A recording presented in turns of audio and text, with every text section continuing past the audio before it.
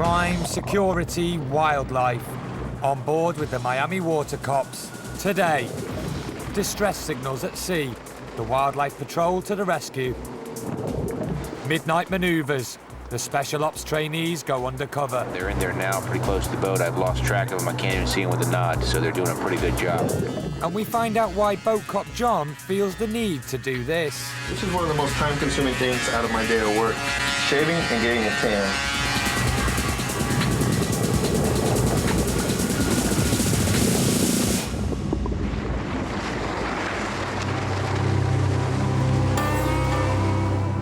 South Miami, Biscayne National Park. This is Boat Cop domain for the Wildlife Patrol. Sergeant Curt Kalustian and Officer Mike Florence work the waters here. Their job, to enforce the marine laws and protect wildlife.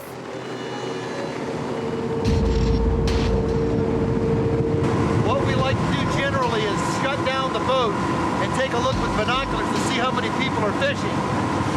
And we'll pick out one boat to board, and when we get to that boat, we'll take a look at all the other boats around us, and usually the one that leaves first is the one that has the most violations.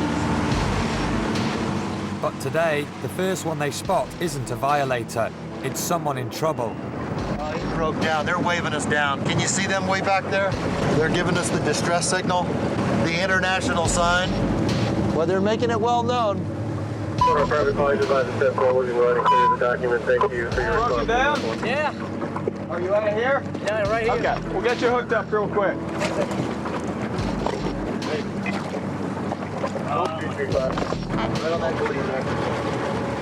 The boat's broken down and they're stranded out in the middle of nowhere. Luckily, Mike and Curt are able to help. Be advised, we're going to be 10-6 with the DAB on the south side of Card Sound Bridge. I'm going to tow them into Alabama Jacks here. They have a couple juveniles on board.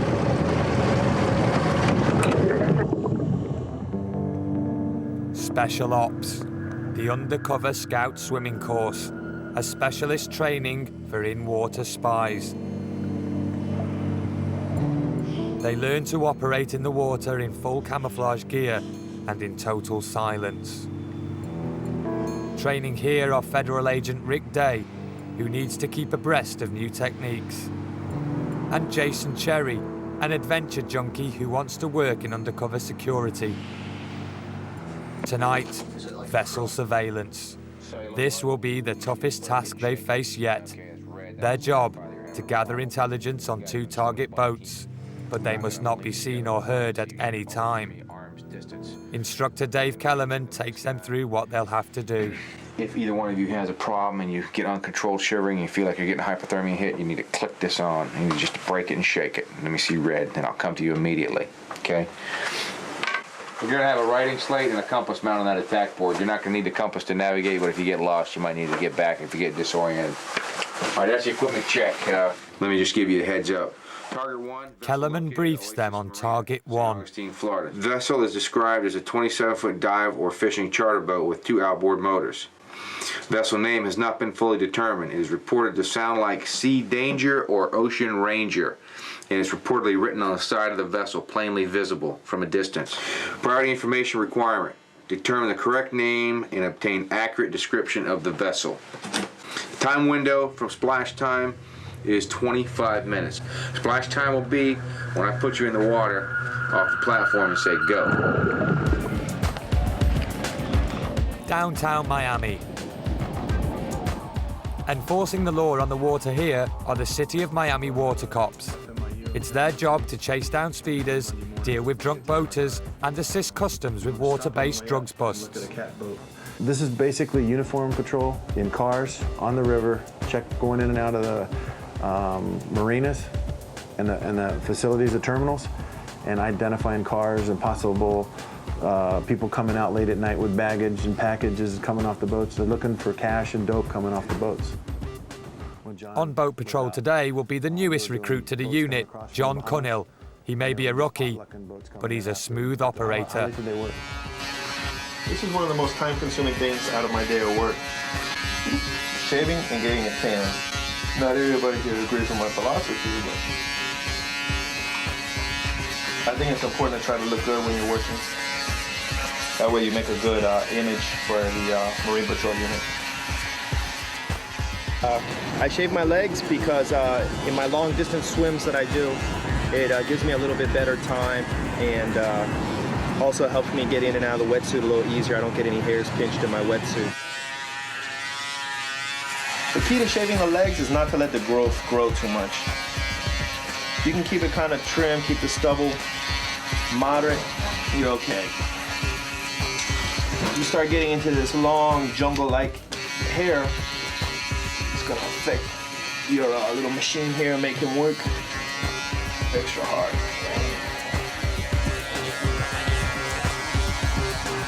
Oh, John. See how it is that I managed to do this. You know, I don't even get to watch my girlfriend do that, John. Open the cooler back up. Haven't seen one of Pick those. up that plastic tray there. South Miami. The Wildlife Patrol have rescued these boaters in distress and are towing them to safety. Sergeant Curt has run a check on them and their catch. Red does. What's the length on that fish? Did you measure it? No, because Oh, in my paper, I say it's about 18. Fish conservation is a serious issue here, and it's illegal to take undersized fish. This one looks like it's going to be under the legal limit. that one. Size matters. It needs to be at least 20 inches long. No. Red grouper. That's a red group. That's a red grouper. I say it's close to 18 inches just by looking at it. What is it, Curt? 17. 17 is okay, I was close. That fish has to be 20 inches long. That one? Yes, minimum. But this is red. Red grouper, yes sir. The timely arrival of the Wildlife Patrol was very good luck for these boaters, but it's brought bad luck too. They've been caught with an undersized fish, and Mike and Curt have had to confiscate it. When we idle back out here, I'm just going to toss it back over and let the crabs have a nice dinner tonight. Okay? Hey, thank you again. Okay, you're welcome.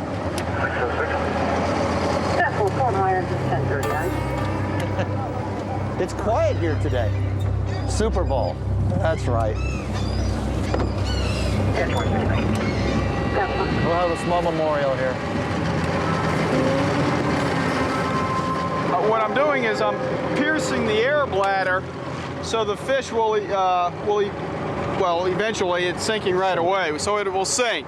And there's no chance of it floating because, believe it or not, I mean, it won't happen out here since we've left the individuals.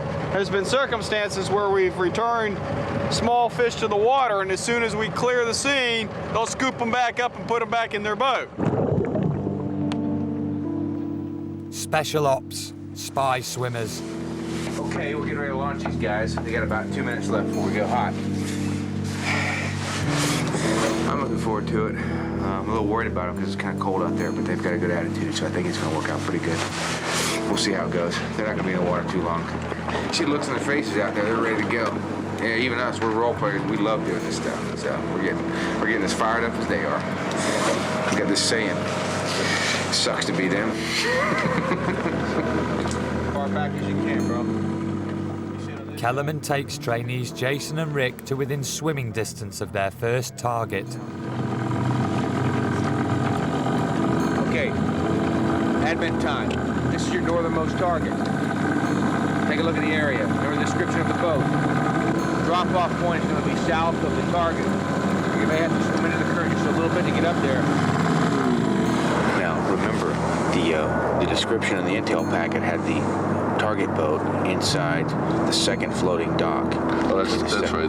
Now, think about this. I'll give you a little tip that somebody just called in over the radio. Word has it that the target boat could possibly be directly behind that sailboat with the dark blue stripe. See the one I'm talking about?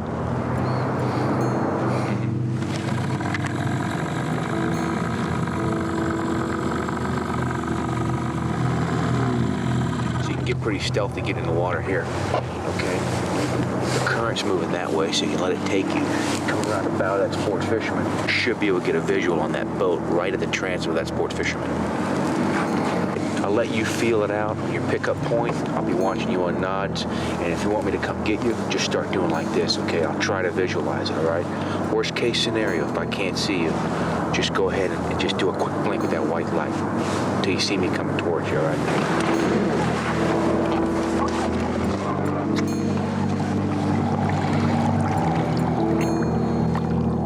After the break, the spy swimmers report back with important information.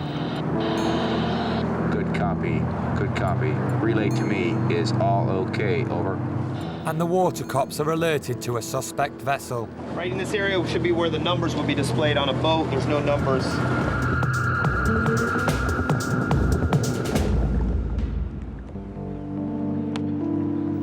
Special Ops, the Scout Swimmer course, learning how to operate as undercover spies in the water.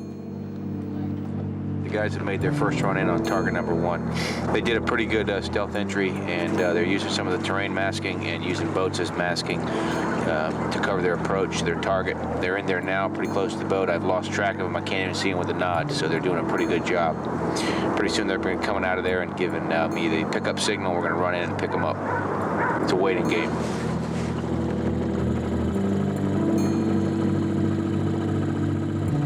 But Kellerman is concerned.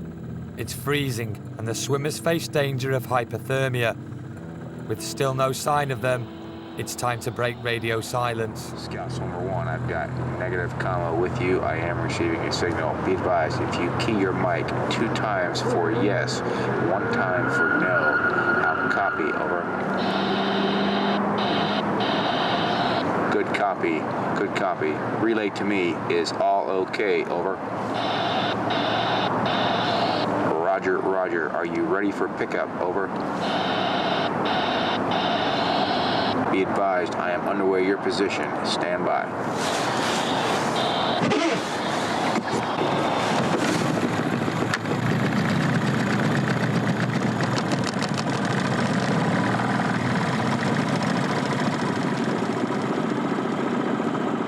Finally, they appear noiselessly from the water, safe and sound.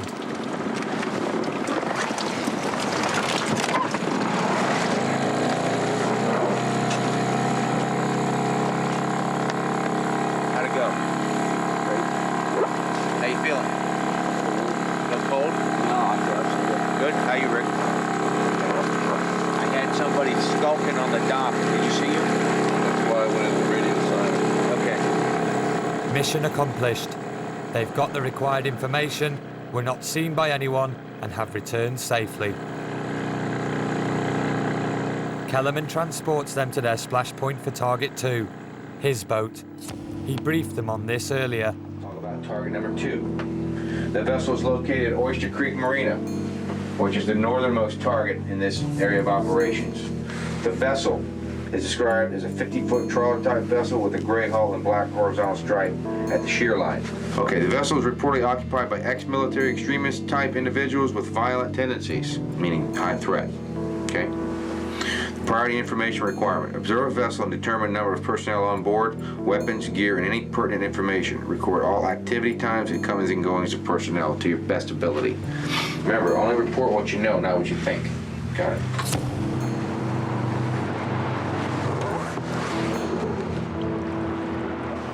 They're back in the water and on their way.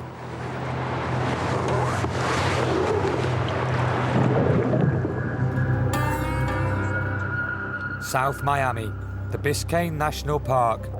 Policing this beauty spot are wildlife patrolmen Mike and Curt. Another day in paradise.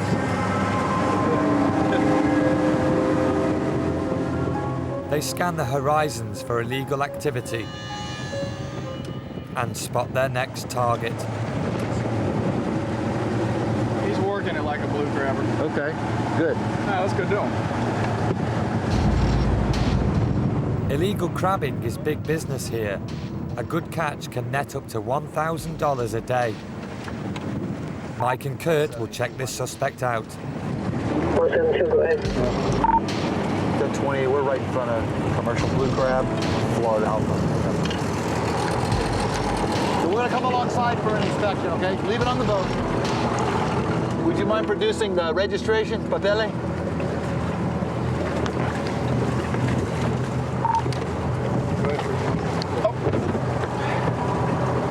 How are you today, okay? Yeah. Good, good.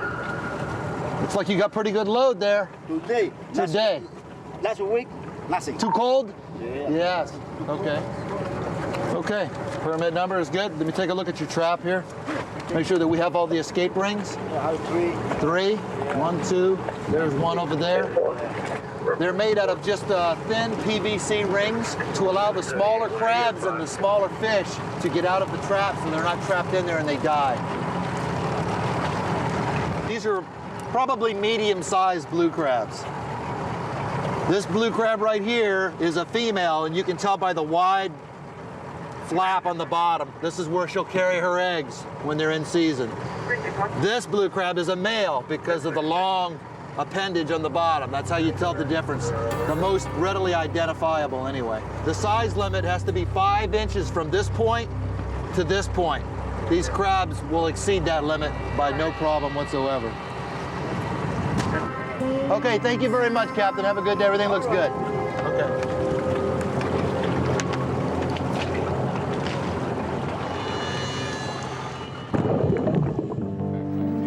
Special Ops, Kellerman's boat. Steve Muscat is playing the role of a dangerous ex-military extremist patrolling the deck. The scout swimmers should be somewhere in the vicinity. Their job is to gather information on the activities on board without being detected. From the water, they radio Kellerman with a report.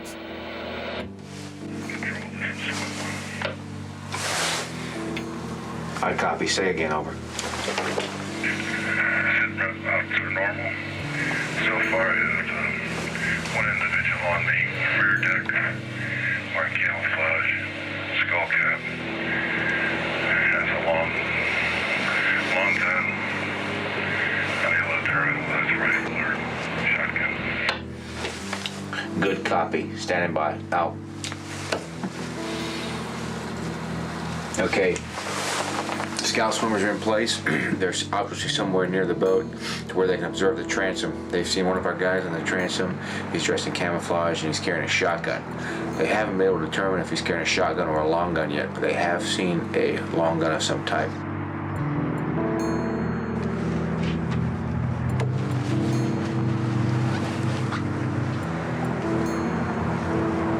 Any sightings? I saw them when they were behind the sailboat here, but I haven't seen them since then. That's been a while ago. The only reason you knew they were over there is because that's where we dropped them off, right? Would you have thought to look over there if you're just on a normal routine operation out here? Yeah. No.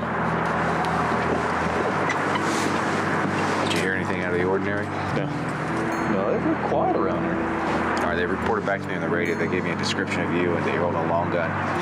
They haven't been able to identify the gun you're holding, but they know that it could be a shotgun or a rifle. Obviously, so they're not that close. Right. But they are that close. Noiselessly, they've approached the boat and are now hiding right underneath it. They've outsmarted their own instructors.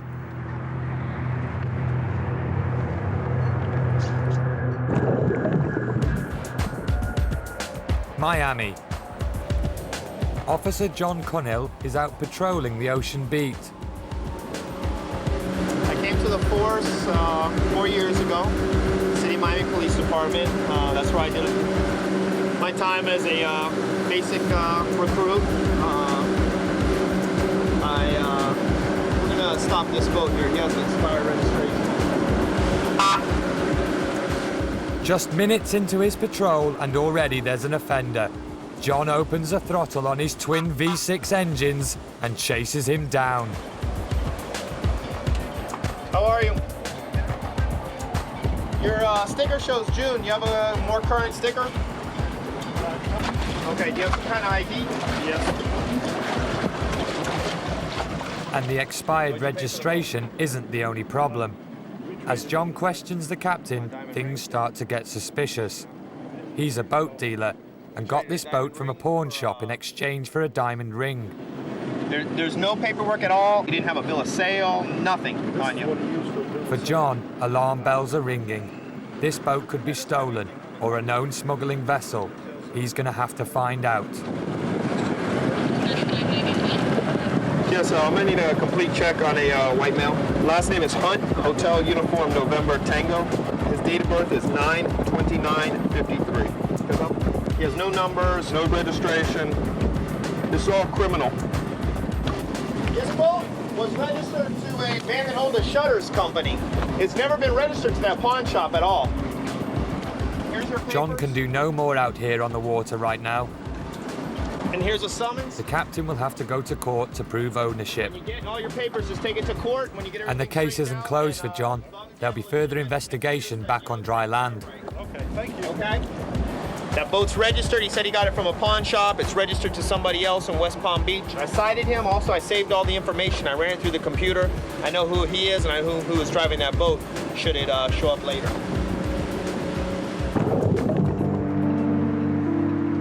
Special Ops. The end of the exercise, and Kellerman still doesn't know how close the swimmers are. Well, gave the guys the code word to go ahead and come back in and call it quits. Get a good exercise. This phase of the exercise came off real well for them. It was pretty hard to see them, and none of our guys spotted them. Their ability to move around this marina and collect information on the boat was pretty good tonight, given the conditions. So we told them to go ahead and call it quits and come on in, and they're going to, hopefully they'll make their way over here pretty soon and exit the water right here where I'm standing. Good job, guys. Good job.